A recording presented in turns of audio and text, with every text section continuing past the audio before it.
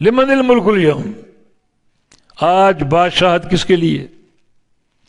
للہ الواحد القہار، اللہ کے لیے جو اکیلا اور قہار ہے، بڑے روب والا، بڑے دبدبے والا اللہ رب العزت۔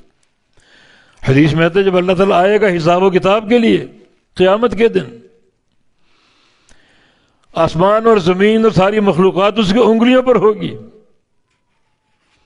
ان کو اچھال رہا ہوگا اور پوچھے گا لمن الملک اليوم، اور بعد روایت میں اللہ تعالیٰ فرمائے گا انا الملک وانا الدیان، میں ہوں بادشاہ اور میں ہوں عدل قائم کرنے والا۔ دنیا ہیبت سے کانپ رہی ہوگی۔ آج بادشاہت کس کے لیے؟ اور ایک روایت میں اینا ملوک الارض، کہاں ہیں زمین کے بادشاہ؟ تو زمین کے بادشاہ کہاں ہوں گے بیچارے؟ کسی اسٹیج پہ کھڑے ہوں گے؟ تختوں پر بیٹھے ہوں گے؟ نہیں، اپنی رعیت کے بیچ میں وہ کھڑے ہوں گے مارے مارے،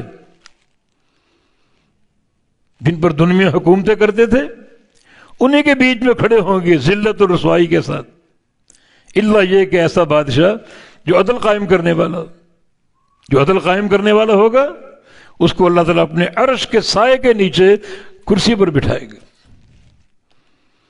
سبعۃ یظلھم اللہ فی ظلہ یوم لا ظل الا ظلہ، الملک العادل یا الامام العادل، وہ بادشاہ، وہ راعی جو عدل سے کام لے، اللہ کی توحید کے ساتھ عدل کرے، یعنی توحید کو نافذ کرے، رسول اللہ کے ساتھ عدل کرے، یعنی ان کی سنت کو قائم کرے۔